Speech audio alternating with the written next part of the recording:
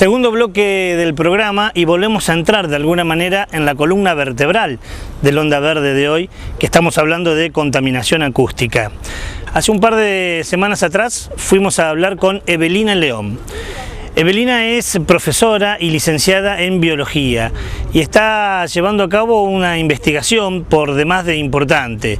Evelina está trabajando sobre la contaminación acústica y cómo influye en el reino animal, más específicamente en las aves. Pero vamos, si le parece, de lo general a lo particular. Primera pregunta para preguntarle justamente a Evelina, ¿de qué hablamos cuando hablamos de contaminación acústica?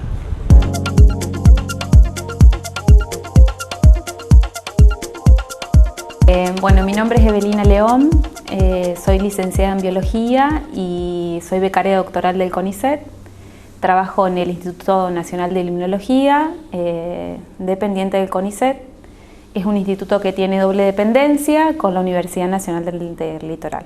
Está ubicado en El Pozo, en el sitio donde están todas las universidades.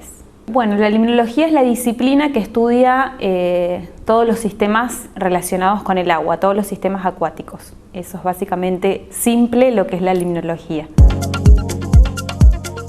Si hablamos de contaminación acústica, tenemos que hablar de ruido ambiental. Primero, para hablar de contaminación acústica, hablamos de ruido. El ruido es aquello que interfiere, aquella señal que interfiere en la comunicación. Y si hablamos de contaminación acústica, en cuanto a lo que nosotros estudiamos, hablamos de todo aquel ruido que es generado por el ser humano, ¿sí? Nosotros somos los mayores generadores de ruido y en base a nuestro estudio, nosotros lo que un poco estamos viendo es cómo afecta esa contaminación acústica en las poblaciones de aves. No solamente los vehículos son los generadores de ruido, las fábricas, la música, no sé, los altoparlantes cuando hay una propaganda. Por eso mencionaba que nosotros somos los mayores generadores de ruido y de contaminación acústica. Para esto también hay leyes que establecen cuáles son los niveles de ruido que se deben producir, los cuales no siempre son respetados. Y bueno, los daños, digamos, que sufren los animales son bastante graves, ya sea a nivel de estrés, como mencionaba hoy, y también daños auditivos. Digamos, sufren consecuencias bastante importantes y que justamente se pueden ver a largo plazo y a nivel evolutivo. Por lo que sabemos en líneas generales, la contaminación acústica, al igual que en los animales, provoca ese estrés fisiológico y provoca daños auditivos. ¿Cuáles son? Esas son las consecuencias, digamos, como directas que podemos sufrir de la contaminación acústica. También creo que somos plásticos porque estamos acostumbrados a esa contaminación constante.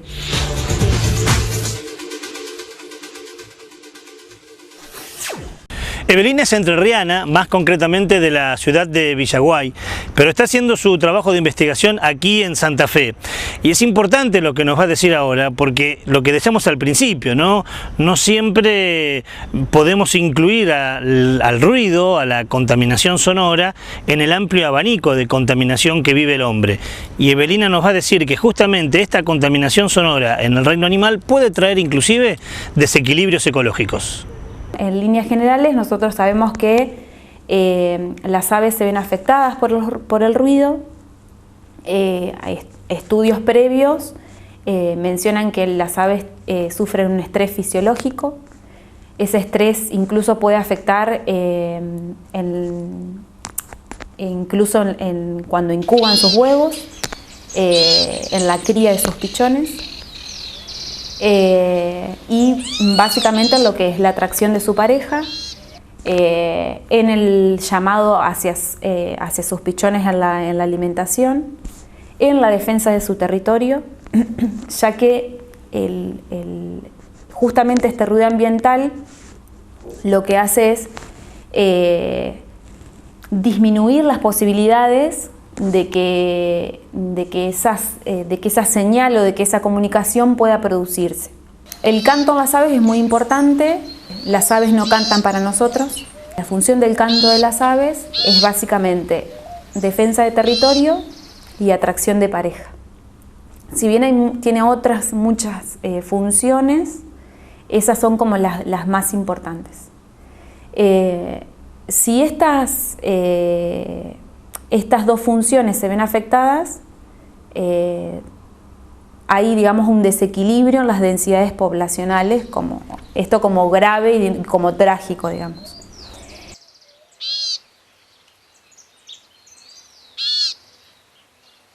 Lo que podemos ver y lo que mencionan otros estudios es que las aves tienen como una cierta plasticidad, entre comillas, no decimos adaptación porque el término adaptación es bastante complejo, y suelen manifestar determinados cambios a estos niveles de ruido. ¿Qué quiere decir? Que en determinados sitios donde hay mayor nivel de ruido, las aves suelen presentar alguna serie de variaciones en la estructura de su canto. Esto es lo que justamente permite llamarlas plásticas.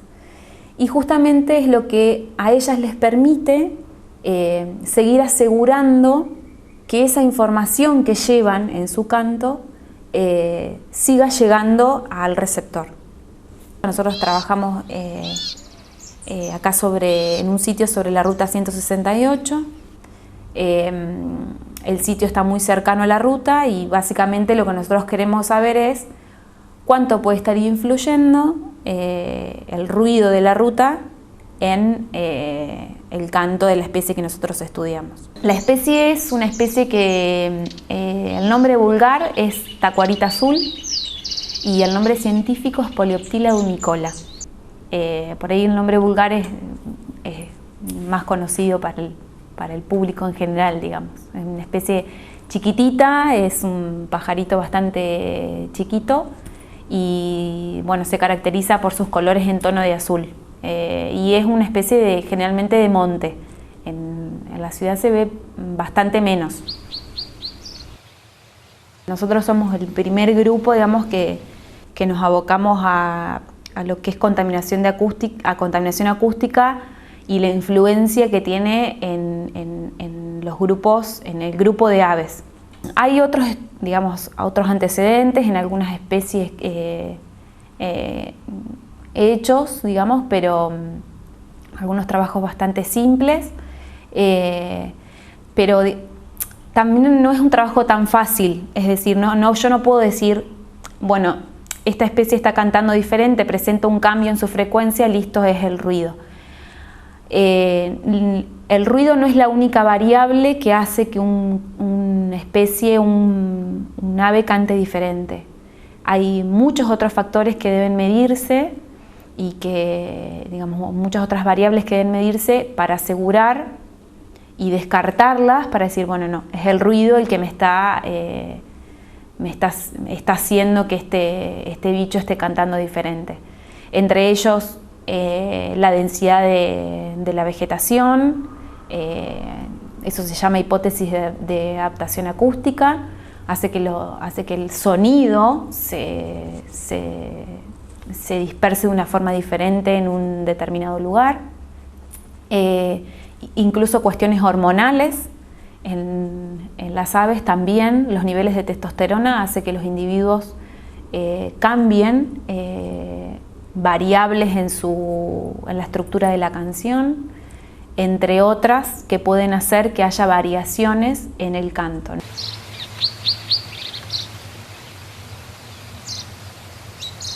Al haber una interferencia en la llegada de la señal, puede pasar desde que los individuos, al verse interrumpidos por ese ruido, digamos, pueden dejar de incubar sus huevos, pueden no llegar a estar escuchando el llamado de sus pichones y dejar no dejar de alimentarlos, sino de dejar de alimentarlos tan seguidamente, no escucharlos y no concurrir de forma tan seguida a alimentar a sus pichones en su nido. Pueden no escuchar llamadas de alerta ante un depredador.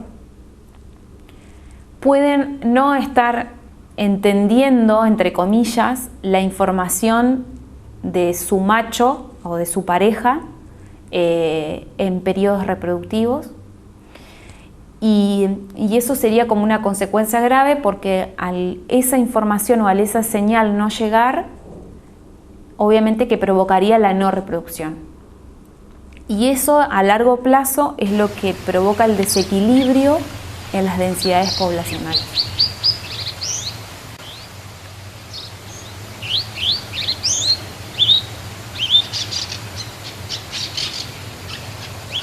Creo en general que la biodiversidad es un tema al que deberíamos prestarle mucha más atención. Con todo lo que está pasando, con todo lo que estamos viviendo un desequilibrio constante en nuestro planeta y creo que con todo esto, justamente quizás sufriendo estas consecuencias, recién nos estamos dando cuenta de todo lo que hemos hecho, de todo lo que ha hecho el hombre, y bueno, y creo que todavía estamos a tiempo de poder hacer algo mínimo, pero de poder hacer algo. Deberíamos ser un poco más conscientes y bueno, cada uno de nuestro lugar y bueno, y justamente más desde el plano político, con más fuerza poder hacer algo. Pero bueno, nosotros desde donde estamos hacemos lo que podemos.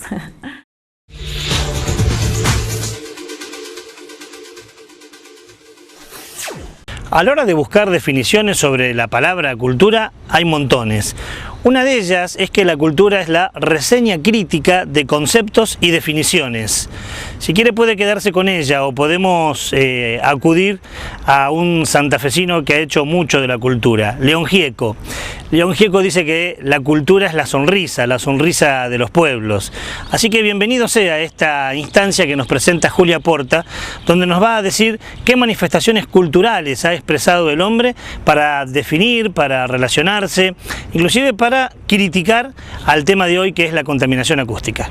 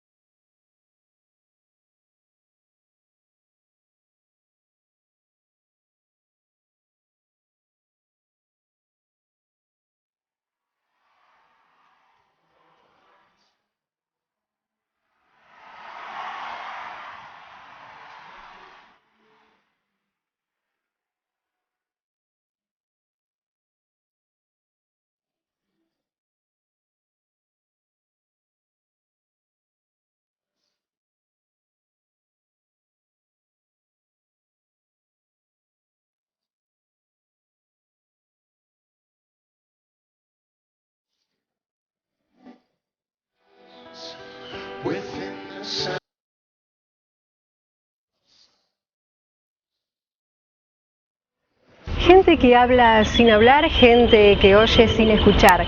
Algo de esto dice en una de las frases el clásico de Simon & Garfunkel, Los sonidos del silencio. Y algo de esto tiene que ver el tema de hoy en Onda Verde, que es la contaminación acústica. Desde la ficción, una película sueca del año 2010, El sonido del ruido, trata el tema de la relación entre música, ruido, sonidos, salud y vida en grandes ciudades. un poco de humor, con un poco de sátira, con un poco de tono anarquista y pop, esta película mezcla todos estos temas.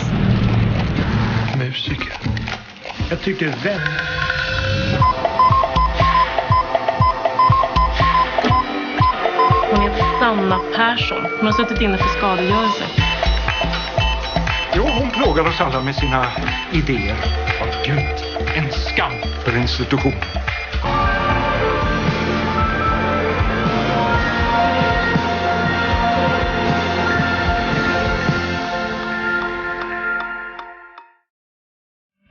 La contaminación acústica es una producción audiovisual tipo documental que muestra a través de gráficos la forma en que los ruidos afectan la salud humana, tanto lo físico como lo psíquico. También a partir de gráficos va demostrando la manera en que se afecta el oído por la edad y por el ruido. Los huesos articulados entre sí, martillo, yunque y estribo. Estos huesecillos son los más pequeños del cuerpo. La meditación, práctica oriental, busca el aquietamiento total de la mente, quitarle todo tipo de sonidos, externos e internos, inclusive los que provoca el mismo pensamiento. Sería una forma de silencio casi absoluta. Más allá de que lo logremos o no, siempre está bueno buscar esos espacios y lugares a donde podemos acercarnos a esa idea de silencio. Bueno, esta ha sido la sección hoy en Onda Verde, los espero la próxima semana y los despido con esta propuesta de Depeche Mode. Enjoy the silence, disfruta el silencio.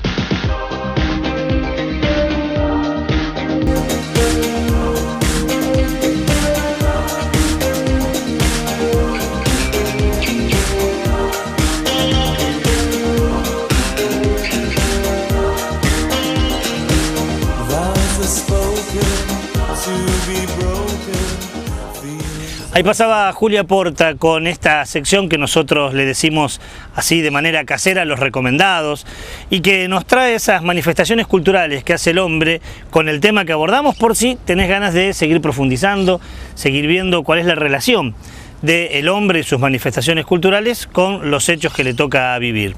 Momento de presentar la luz amarilla y lo hacemos con Rita. ¿Cómo te va, Rita? Bien, Ricardo, ¿cómo estás? La luz roja que hoy nos presentaba Raúl era en Santa Fe y la luz amarilla es en Neuquén, ¿no? Exactamente. Vamos a hablar de Neuquén y nuevamente vamos a hablar de energías renovables porque el gobierno ejecutivo mandó un proyecto de ley a la legislatura para que se regule el marco de las energías renovables. Es la segunda luz del semáforo, es la luz amarilla.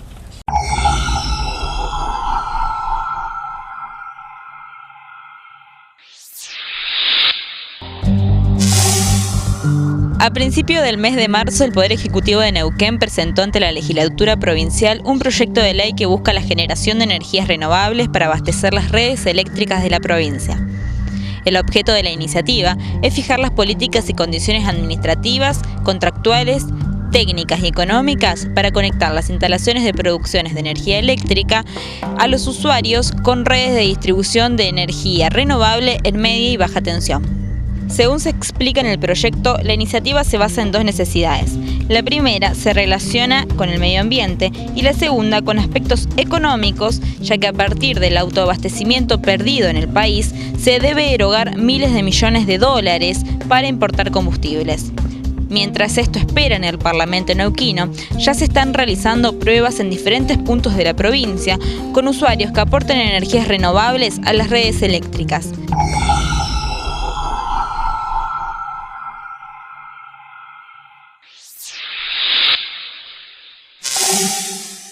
Bien, por ahora es un proyecto de ley esto, ¿no? Exactamente, esto espera en el Parlamento neuquino y mientras es debatido y mientras ahí espera, ya se están haciendo algunas pruebas en casas que utilizan energía renovable y que lo inyectan a la red eléctrica. Bienvenido sea, es la luz amarilla, porque está ahí, es un proyecto de ley. Si de acá a un tiempo es ley, seguramente será nuestra luz verde. Y de esta manera cerramos el segundo bloque. No se vaya, nos queda todavía el último bloque del programa de hoy.